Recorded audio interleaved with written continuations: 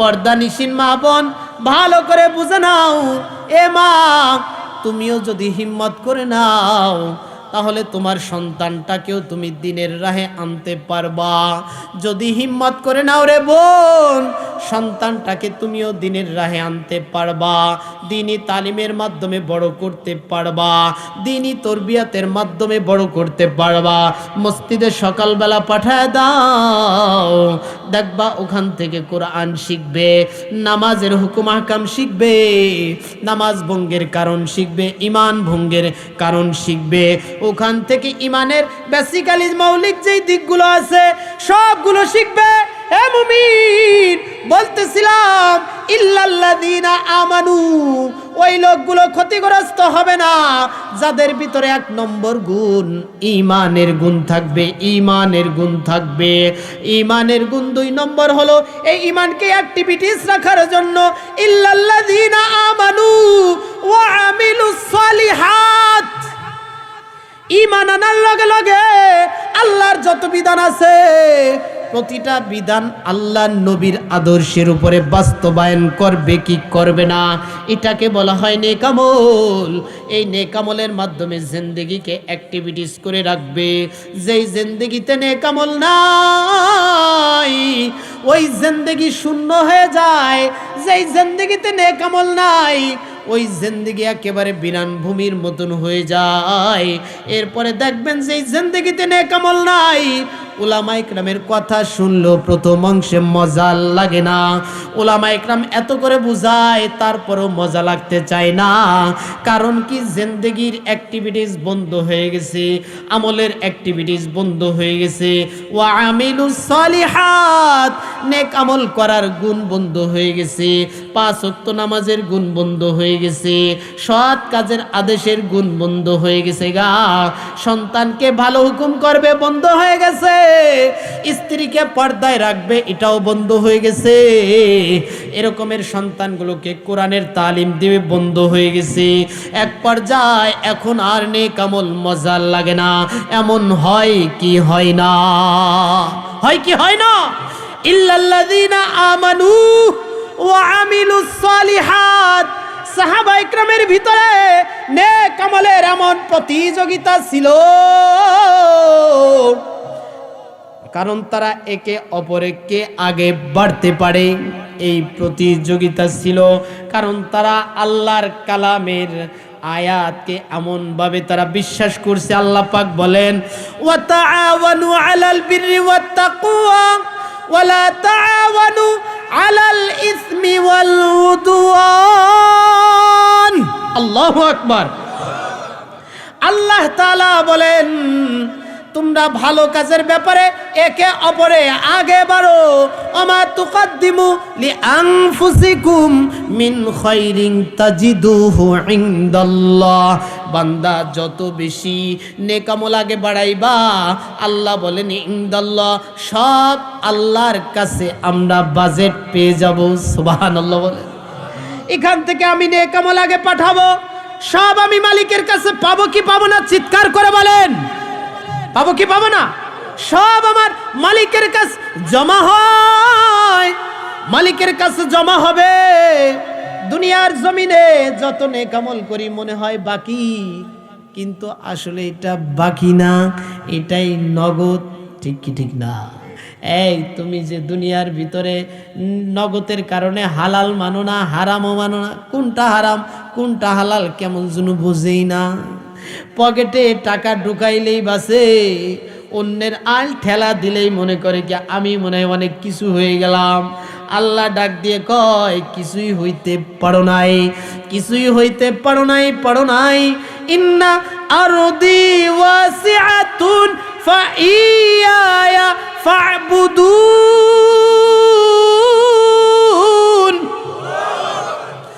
আল্লাহ তাআলা বলেন, জমিন বান্দা তোমার না, জমিন একমাত্র আল্লাহ। বলেন ইন্না আরদি, জমিনটা আল্লাহর। চিৎকার করে বলেন জমিন কার?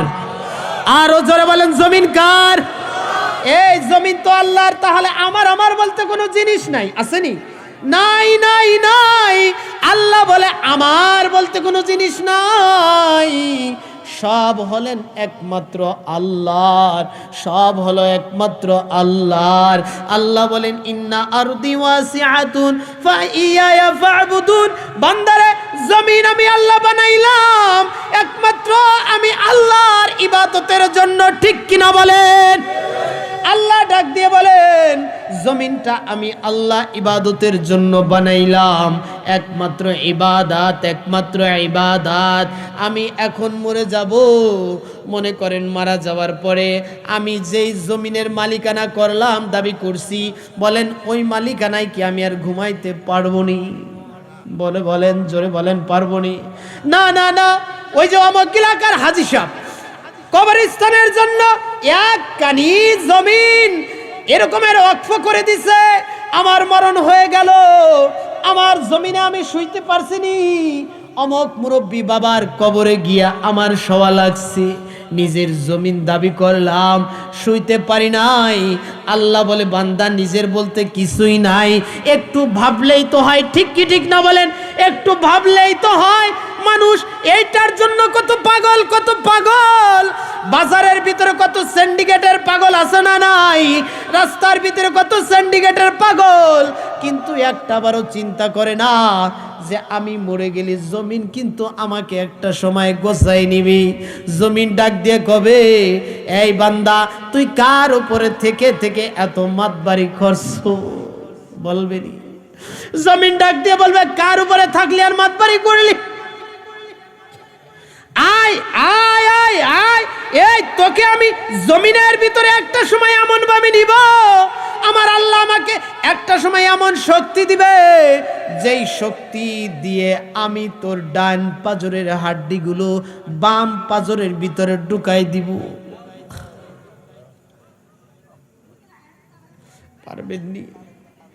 পারবেননি সহ্য করতে? ডান পাজরের হাড্ডিগুলো যখন বাম সাইডে ঢুকাই দিবে, আপনার চিৎকার যদি ওই সময় জমিনের মানুষগুলো শুনতো, জমিনের মানুষের ঘুমগুলো হারাম হয়ে যেত, জমিনের মানুষের ঘুম হারাম হয়ে যেত। মুমিন, যা বলছি এইটা মিথ্যা না সত্য? এ জমিনের অনেক কিছু মিথ্যা হতে পারে, কিন্তু কবরের আযাব কিঞ্চিত মাত্র মিথ্যা হতে পারে না। মুমিন ভাই, এই যে দাড়ি কিছুদিন আগেও কাঁচা ছিল, এই যে পাকা বানাইছে কে? জোরে বলেন কে? আল্লাহ। একটা সময় 20 বছরের যুবক ছিলাম, এখন তো 60 বছরের বৃদ্ধ। কে বানাইছেন? বুঝতে পারি নাই, বুঝতে পারি নাই।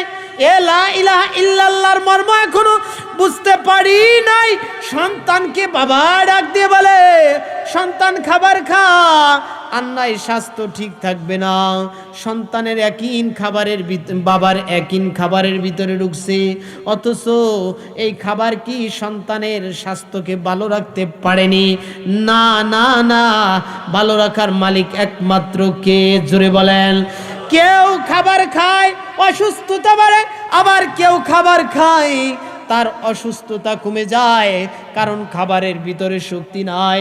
শক্তি একমাত্র আল্লাহর হুকুমের ভিতরে, ঠিক কি ঠিক না? জোরে বলেন। একই পাতিলের খাবার খায় মুমিন, ঠিক কি ঠিক না বলেন? একই পাতিলের খাবার খায়, বাবা দিন যায় বৃদ্ধ হয়, এরকমের দুর্বল হয়, দাড়ি পাকে, কিন্তু সন্তান খাবার খায়, দিন যায় রাত্র যায়, তার যৌবন বাড়ে কি বাড়ে না? জোরে বলেন, বাড়ে কি বাড়ে না? এবার বুঝে থাকলে বলেন, খাবারের শক্তি নাকি আল্লাহর হুকুমের শক্তি? আরো জোরে বলেন, খাবারের শক্তি নাকি আল্লাহর হুকুমের শক্তি? আল্লাহর হুকুমের শক্তিটাই হলো লা ইলাহা ইল্লাল্লাহ। গাছে ফল দেয় না, একমাত্র ফল দেওয়ার মালিক কে? আল্লাহ। মানুষ সন্তান দেয় না, বাবা সন্তান দেয় না, কবর সন্তান দেয় না, কোনো মাজার সন্তান দেয় না। সন্তান কে দেয়? জোরে বলেন, একমাত্র আল্লাহ। এই যে আমাদের নেক আমলের এক জিন্দেগি মানি মুজাকারার মধ্য দিয়ে এক নেক আমলের জিন্দেগি গঠন হবে। আমানু ওয়া আমিলুস সালিহাত। সাহাবা ইকরামের ভিতরে নেক আমলের পাল্লা ছিল, আল্লাহ তাআলার ওই যে আয়াত পড়েছিলাম, ওয়া তাআওয়ানু আলাল বিররি ওয়াত তাকওয়া, তারা পরস্পর ভালো কাজের ব্যাপারে কম্পিটিশন করতেন, প্রতিযোগিতা করতেন। আর যখন কোনো ওয়ালা তাআওয়ানু আলাল ইসমি ওয়াল উদওয়ান, আর যখন কোনো গুনাহের কাজ দেখতেন তখন কে কার আগে পিছনে আসবে এই পাল্লা দিতেন। সুবহানাল্লাহ বলেন। সাহাবা ইকরামের মেজাজ আমাদের গঠন করা দরকার আছে না নাই? জোরে বলেন আছে না নাই? কারণ সাহাবা ইকরামের মেজাজ আমার আপনার ঈমান আমল এর মাপকাঠি। সুবহানাল্লাহ বলেন। সাহাবা ইকরামের মেজাজ যদি আমরা ধরতে পারি, সত্যিকারের ঈমানের হালাওয়াত পাবেন, ঈমানের মজা পাবেন, ঈমানের স্বাদ পাবেন। সাহাবা ইকরামের মেজাজ যদি আমরা অনুভূত হতে পারি, সাহাবা ইকরামের ঈমান আমলের মেজাজ কেমন ছিল ভালো করে বুঝবেন। ইল্লাল্লাযীনা আমানু ওয়া আমিলুস সালিহাত ওয়া তাওয়াসাউ বিল হাক্কি ওয়া তাওয়াসাউ বিস সাবর। 3 নম্বর গুণ হলো কোন মানুষ ক্ষতিগ্রস্ত হবে না, তার 3 নম্বর গুণ হলো তারা হকের ব্যাপারে তারা উপদেশ দেয়, সত্যের ব্যাপারে উপদেশ দেয়। বলে সত্য থেকে তারা কখনোই পিছবা খায় না। হাজারো হাজারো এরকমের ভূমিকম্প আসে, তারপরে আল্লাহর বান্দা বান্দি সত্য থেকে এক পাও পিছনে আসে না। কয় আমি সত্য বলবো। উলামা ইকরামকে যখন 1 বছর 1.5 বছর আগেও রিমান্ডে নেওয়া হয়েছিল কি হয়েছিল না, এই রকমের উলামা ইকরাম। আর আমার এক শায়েখ যাকে বাংলার কোন জনগণ চিনে না, এমন একজন শায়েখ আমাদের আল্লামা খালেদ সাইফুল্লাহ আইয়ুবী, নাম শুনছেননি? খালেদ সাইফুল্লাহ আইয়ুবী হাফিজাহুল্লাহ। যে ধারে গেছেন সে বুঝবেন, ধারে যারা যান নাই তারা বুঝবেন না। এমন একজন নরম তবিয়তের মানুষ, শরীরটা যদি একবার মুসাফা করেন বুঝতে পারবেন শরীরটা একেবারে মনে হয় কাফাসের তুলা। কাফাসের তুলা, একেবারে নরম মানুষ। এই মানুষটা সাহারির খানা খাইবে, এমতো অবস্থায় তার হাতে গিয়ে হ্যান্ডকাপ লাগাইছে। কি লাগাইছে? হ্যান্ডকাপ লাগাইছে। এই হ্যান্ডকাপ লাগাই ক্ষান্ত করে নাই, এই অবস্থায় তাকে নিয়ে গেছে, মামলা হয়েছে। কেমন মামলা? ওই মামলার পিছনে যারা দৌড়াবে তারাও মনে করেন ফেসে যাবে। আমার একজন উস্তাদ ছিলেন আল্লামা মুফতি উবাইদুল্লাহ মাদানী হাফিজাহুল্লাহ, তাকে এরকমের এমন এক মামলা দিয়েছেন, যেই মামলার পিছনে যারা দৌড়াবে তারাও মনে করেন হাতে হ্যান্ডকাপ লাগবে। এমন এক অ্যান্টিভাইরাস, মনে করেন এমন এক ভাইরাসের মামলা দিয়ে দিছে। এ মুমিন ভাই, অথচ এই উলামা ইকরামের কোনো দোষ নাই।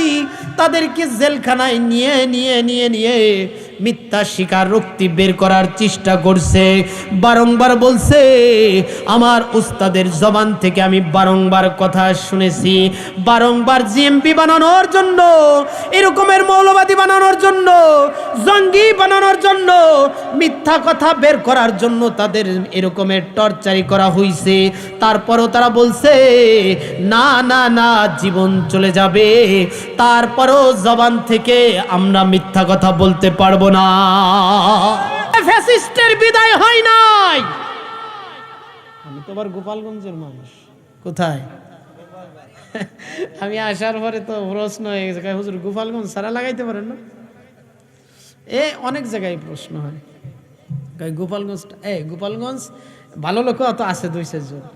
গোপালগঞ্জের অলি আল্লাহদের ইতিহাস বাদ দিয়ে তো আপনি ইসলামের ইতিহাস রচনা করা তো কঠিন। কে শুয়েছেন জানেন?